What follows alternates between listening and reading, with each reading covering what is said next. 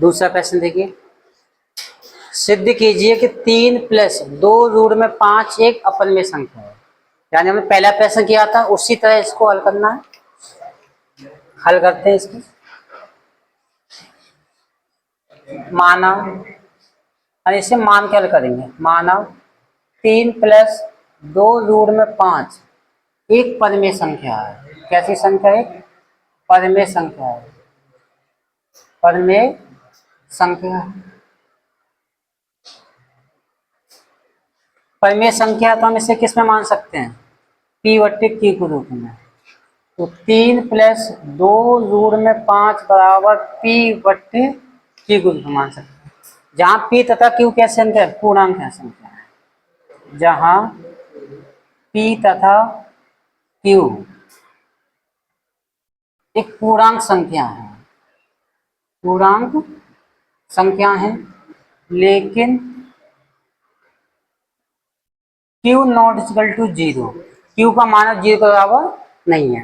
यानी हमने माना है 3 प्लस 2 रूट में 5 एक परिमेय संख्या है। ये परिमेय संख्या है और 3 प्लस रूट में 5 जब परिमेय संख्या होगी तो हम इसे p बटे q के रूप में लिख सकते हैं। यहां से अंडर रूट का मान निकालेंगे, केवल अंडर रूट का मान निकालते हैं। तो 3 का पक्षांतर कर दो उस साइड, ये आ जाएगा 2 प्लस, यानी 2 अंडर रूट में 5 बराबर p बट्टे क्यू माइनस 3, यानी p बट्टे क्यू माइनस 3। यहां से देखिए 2 रूट में 5, हाँ आवाज आ रही है तुम्हारी बहुत तेज, बात मत करो। 3 का मल्टीप्लिकेशन में कर दो, p माइनस क्यू का मल्टीप्लिकेशन 3 में करते हैं, क्या आ जाएगा? 3q अपॉन में क्या निकल के आएगा? q आएगा। यानी हमने 2 को 3 को पक्षांतर कर दिया स्टार्ट में, तो p बट्टे q बराबर माइनस का 3 आ गया। तो 2 रूट में 5 जैसे का तैसा ले लिया, इसके नीचे 1 मान लो, 1 मान सकते, फ्रैक्शन बन गई माइनस की। 1 का मल्टीप्लाई 3 में करेंगे तो p हो जाएगा, q का मल्टीप्लाई 3 में करेंगे तो 3q हो जाएगा, और p का मल्टीप्लाई 1 में करेंगे क्या आएगा?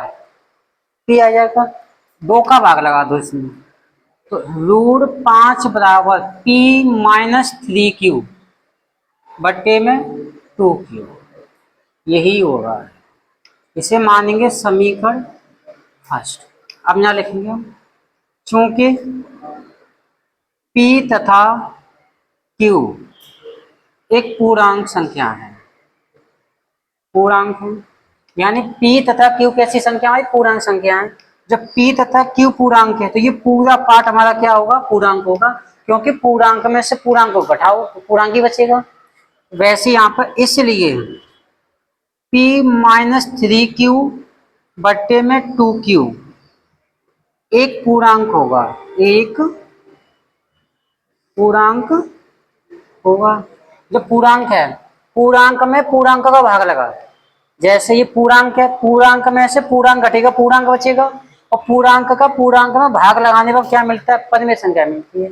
इसलिए p माइनस 3q बट्टे में 2q, यानी ये पूर्णांक है और ये भी पूर्णांक है, पूर्णांक का पूर्णांक में भाग लगाते हो क्या मिलता है? परिमेय संख्या मिलती है। क्या मिलती है? परिमेय संख्या। जब परिमेय संख्या है तो मैंने p माइनस 3q में 2q से भाग लगाया, तो परिमेय जो भी आएगा मान क्या आएगा? परिमेय संख्या आएगी। तो p माइनस 3q बट्टे में 2q एक परिमेय संख्या है। कैसी संख्या है? परिमेय संख्या है, परिमेय संख्या है, लेकिन ये परिमेय संख्या है, ये क्या हमारी अपरिमेय संख्या है। यहां लिखेंगे लेकिन समीकरण 1 से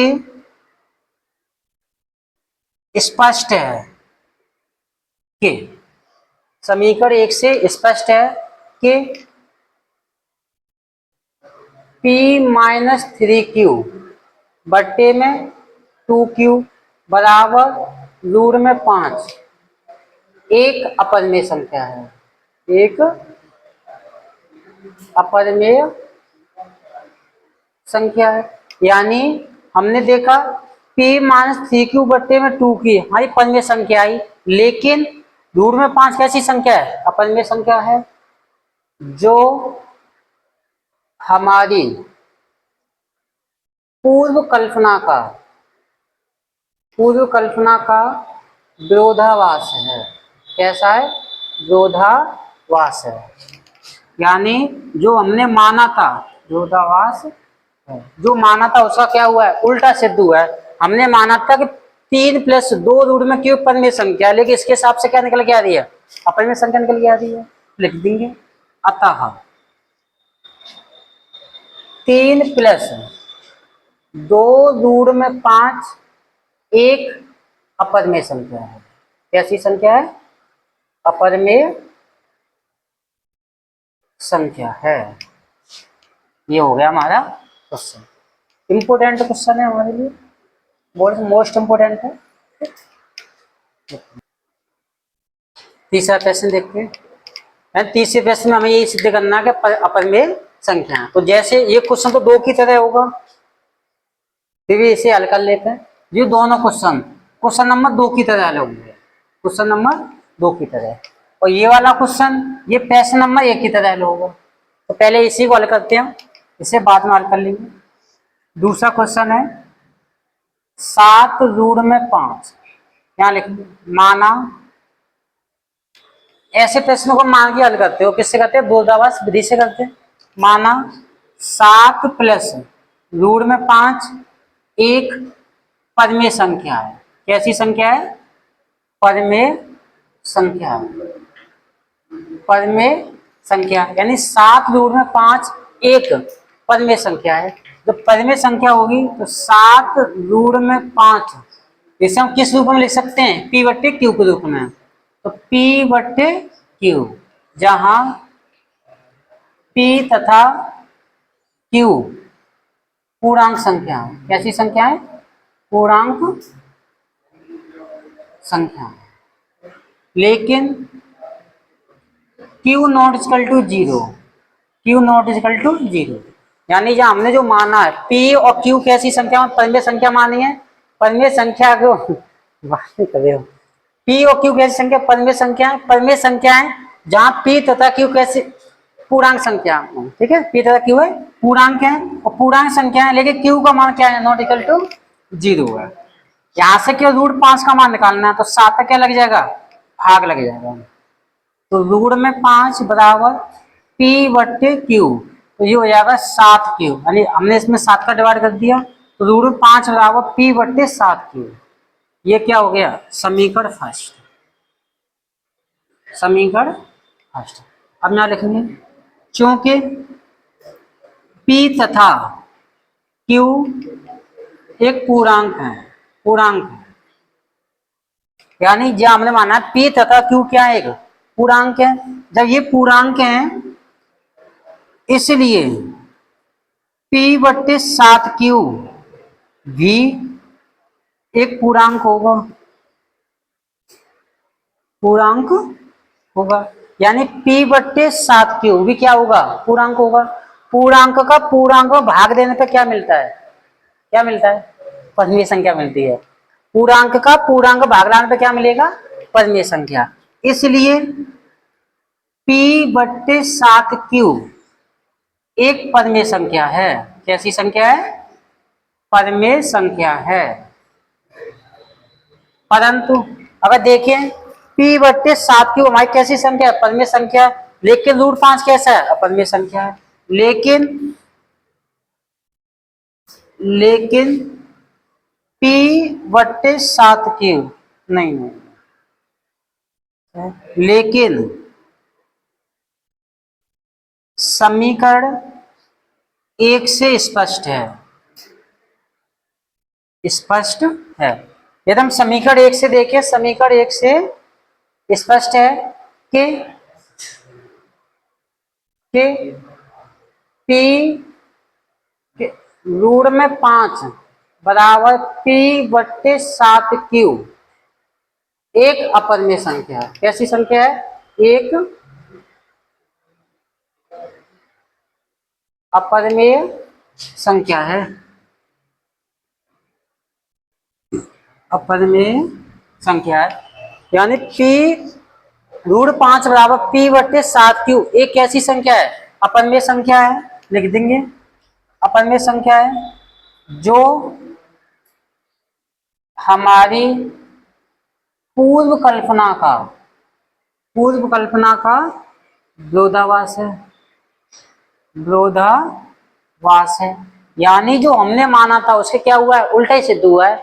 हमने मानी कि 7√5 एक परमेय संख्या है, लेकिन क्या सिद्ध हो रहा है, ये अपरमेय संख्या, अपरमेय सिद्ध हो रहा है। लिख देंगे, अतः 7√5 एक परमेय संख्या नहीं है, परमेय संख्या नहीं है। तो क्या है, अपरमेय संख्या। आप लिख सकते हो, अतः 7/5 कैसी संख्या है, अपरमेय संख्या है। क्लियर है। क्वेश्चन नंबर तीसरा भी देख लेते हैं। तीसरा क्वेश्चन सेम इसी तरह हल होगा। हाँ, तो बताइए तीसरा क्वेश्चन देखिए। इस तीसरा क्वेश्चन है 6+√2। हम मानेंगे, माना 6+√2 एक परमेय संख्या है। कैसी संख्या है, परमेय संख्या है। हमने यहां से माना है कि 6√2 कैसी संख्या है, परमेय संख्या। जब परमेय संख्या होगी तो किस रूप में लिखेंगे, P/Q के रूप में। तो 6+√2 बराबर P/Q। जब परमेय संख्या होगी तो हम इसे P/Q के रूप में लिख सकते हैं। जब लिख सकते हैं तो जहां P तथा Q कैसी संख्या होगी, पूर्णांक संख्या होगी, तो लिखेंगे P तथा Q एक पूर्णांक संख्या है या पूर्णांक है। कैसी है, पूर्णांक है। तो पूर्णांक है, देखो आगे, तो √2 यहां से हमेशा किसका मान निकालेंगे, √2 का मान निकालेंगे। तो √2 बराबर P/Q बराबर -6 को हमने क्या कर दिया, पक्षांतर कर दिया है। यहाँ से √2 बराबर Q का मल्टीप्लाई इसमें कर दो, इसके नीचे एक मान लो, 1 का मल्टीप्लाई P में P, Q का मल्टीप्लाई 6 में 6Q, बट्टे में Q का 1 में Q। कितना आ जाएगा, ये होगा समीकरण 1। क्या है, समीकरण 1। अब लिखेंगे, चूंकि हमने यहाँ से √2 का मान निकाल लिया, √2 का मान आ रहा है P माइनस में 6Q बट्टे में Q आ रहा है। यहां से देखें, चूंकि P तथा Q एक पूर्णांक है। कैसे, पूर्णांक है, इसलिए जब P तथा Q पूर्णांक है, पूर्णांक में से पूर्णांक घटाओ, पूर्णांक ही बचेगा।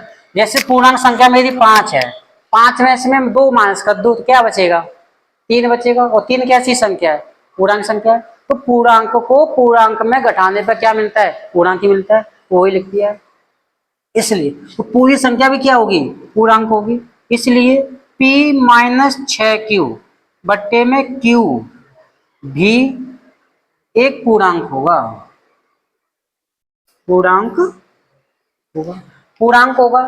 पूर्णांक का पूर्णांक भाग लगाए परमेय संख्या मिलती है। जैसे जैसे पूर्णांक संख्या मेरी 5 है, दूसरी पूर्णांक संख्या 5 है, और दूसरी पूर्णांक संख्या मान के चलो 7 है। अब 5 में 7 से भाग लगाए, जीरो आ जाएगा, 5/7 आएगा। ये कैसी संख्या है, परमेय संख्या है। तो पूर्णांक का पूर्णांक में भाग लगाने पर क्या मिलता है, परमेय संख्या मिलती है। देखेंगे, इसलिए P माइनस 6Q बट्टे में Q एक परमेय संख्या है, परमेय संख्या है, परमेय संख्या है। लेकिन समीकरण 1 से स्पष्ट है, समीकरण 1 से स्पष्ट है। हमने देखा तो 6 माइनस 6 P माइनस 6Q बट्टे Q एक परमेय संख्या निकली है। लेकिन समीकरण 1 से देखा तो कैसी संख्या, परमेय संख्या, क्योंकि अंडर रूट में कौन है, √2 है। लेकिन समीकरण 1 से स्पष्ट है कि √2 बराबर P माइनस 6Q बट्टे में Q एक अपरमेय संख्या है, अपरमेय संख्या है।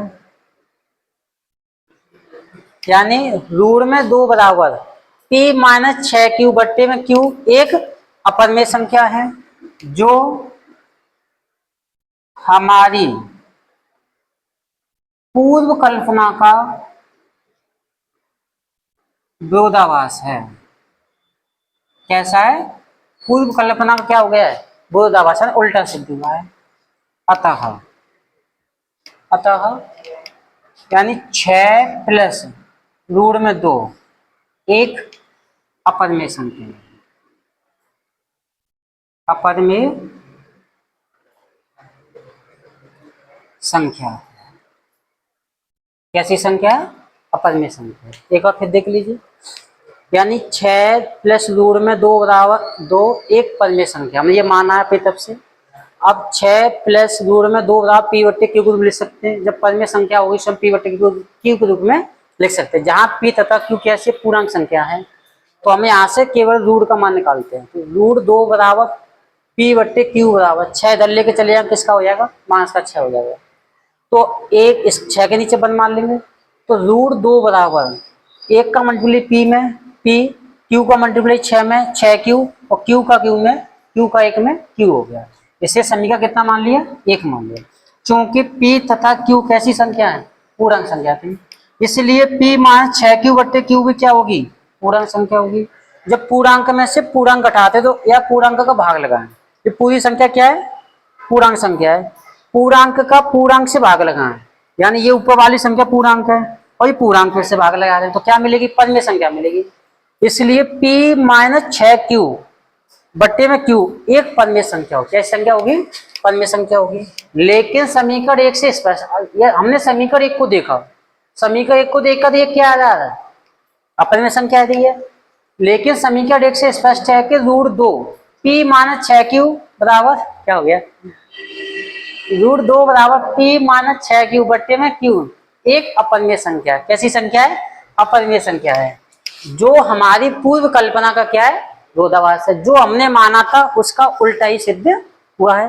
अतः 6 प्लस रूट में 2 एक अपरिमेय संख्या। कैसी संख्या है? अपरिमेय संख्या। क्लियर है? हाँ, बंद कर दो।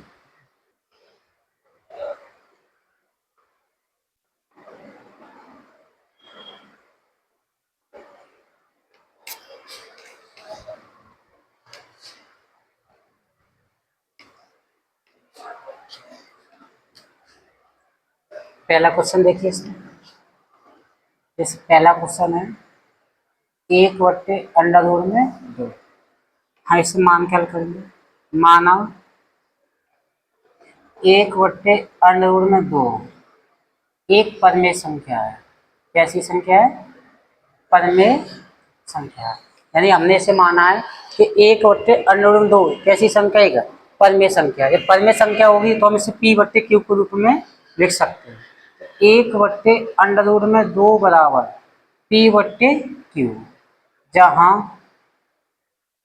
p तथा q, जहां p तथा q सहवाज्य संख्या है, सहअवाज्य संख्या है। कैसी संख्या? सहवाज्य संख्या। लेकिन q not equal to 0। q not equal to क्या होगा? 0 होगा। और इसमें जो दोनों संख्याओं का एस से पावर कितना होना चाहिए? 1 के बराबर होना चाहिए। जब सहवाज्य संख्या होगी तो एस से भी कितना होगा? 1 होगा। देखिए, हम यहाँ से क्रॉस मल्टीप्लाई कर लेते हैं। तो क्रॉस मल्टीप्लाई करने पर यानी क्रॉस मल्टीप्लाई कर दो तो q बराबर 2 का मल्टीप्लाई इसमें होगा, तो p अंडर रूट में 2 आ जाएगा। हम यहाँ से p का मान निकाल सकते हैं, तो 2 का भाग लगाते हैं। तो q बट्टे में अंडर रूट में 2 बराबर p, दोनों तरफ क्या कर देंगे? वर्ग करना, यानी p का मान आ गया q बट्टे अंडर रूट में 2। अब लिखेंगे दोनों तरफ वर्ग करने पर, हम दोनों तरफ वर्ग करें तो q का वर्ग q स्क्वायर रूट 2 का वर्ग 2 बराबर क्या आ जाएगा? p आ जाएगा। ये हो गया समीकरण 1। इसे क्या मानेंगे हम? समीकरण 1। समीकरण 1 है। यदि यहाँ से देखें हम क्योंकि यहाँ आगे हल कर लेते हैं, जगह कम पड़ेगी। क्योंकि P तथा Q, P तथा Q एक पूर्णांक संख्या है।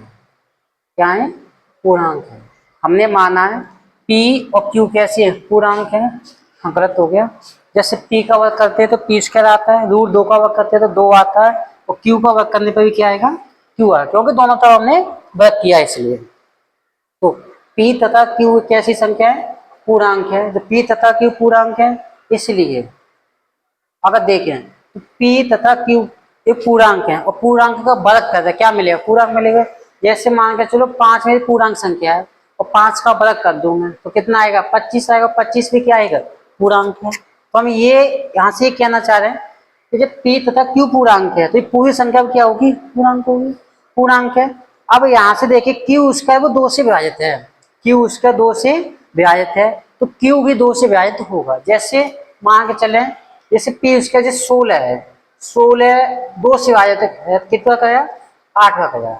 यानी Q P जो Q स्क्वायर बट्टे 16 में Q स्क्वायर का मान कितना मान लिया? 16 मान लिया, क्योंकि वर्ग है। तो 2 से 16 क्या आ गया? 8 बार।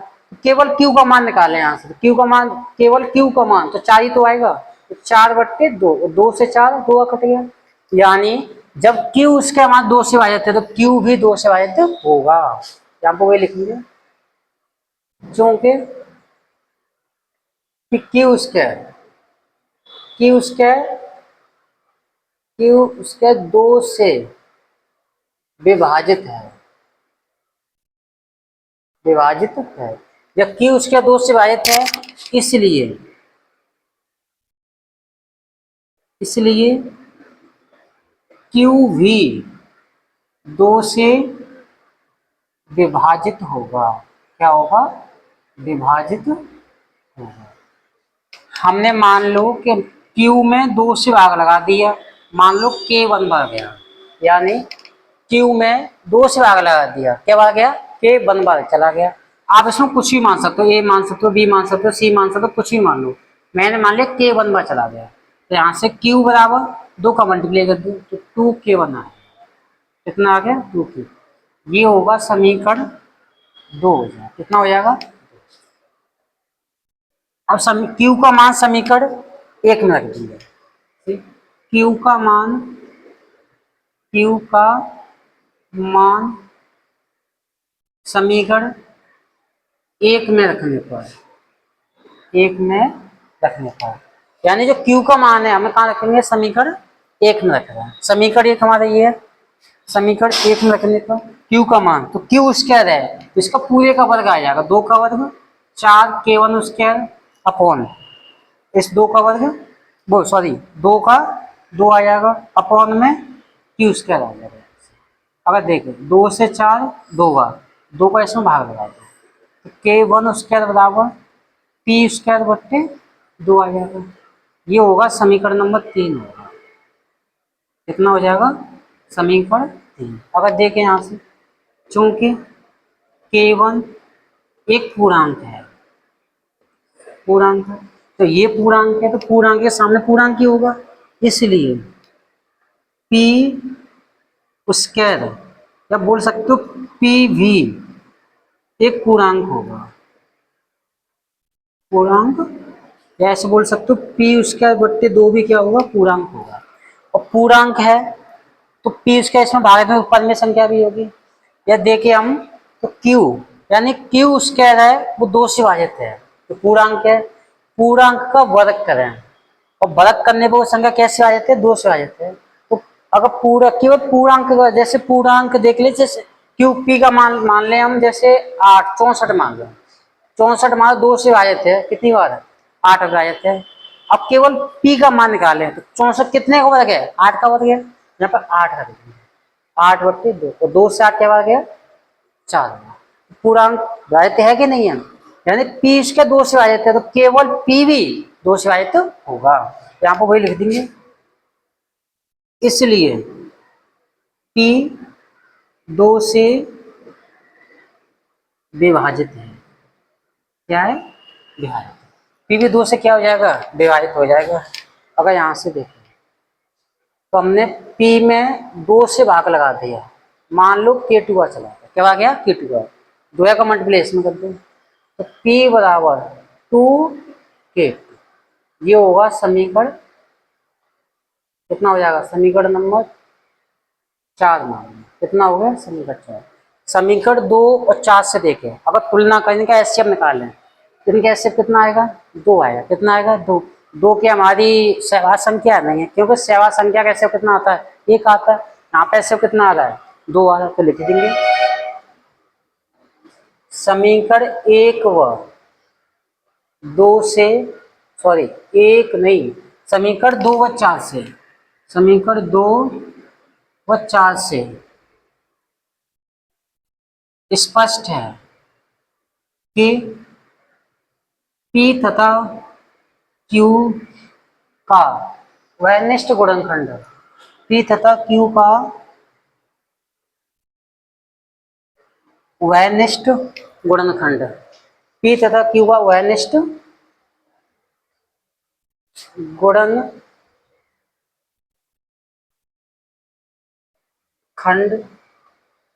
यहाँ लिख देते हैं, हम इसे आगे ऊपर कर देते हैं, जगह कम है, यहाँ देख लीजिए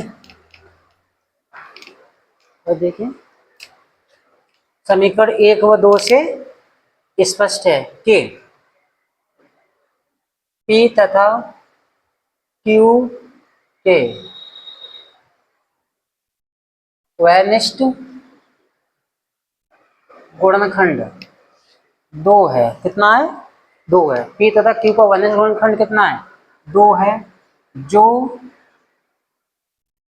सह अभाज्य संख्या, अभाज्य संख्या नहीं है। यानी हमने इसको हल किया, हल करने पर हमने ये माना ना कि इसका ऐसे कितना 1 आना चाहिए, लेकिन आ कितना रहा है 2 आ रहा है, तो सहवाग संख्या नहीं है, तो जो सहवाग संख्या नहीं है अतः हमारी पूर्व कल्पना का, पूर्व कल्पना का विरोधाभास है, विरोधाभास है, अतः 1/√2 एक अपरिमेय संख्या है। कैसी संख्या है, अपरिमेय संख्या। ये हमारी यानी 1.2 प्रश्नावली क्या होगी, कंप्लीट हो गई। इंपॉर्टेंट प्रश्नावली है, आप इसको एक बार रिवाइज करते हैं पुनः कर लेना। यदि कहीं पर कोई दिक्कत होती है समझने वीडियो को पुनः देख लें। यदि वीडियो पसंद आए तो लाइक एंड सब्सक्राइब जरूर करें।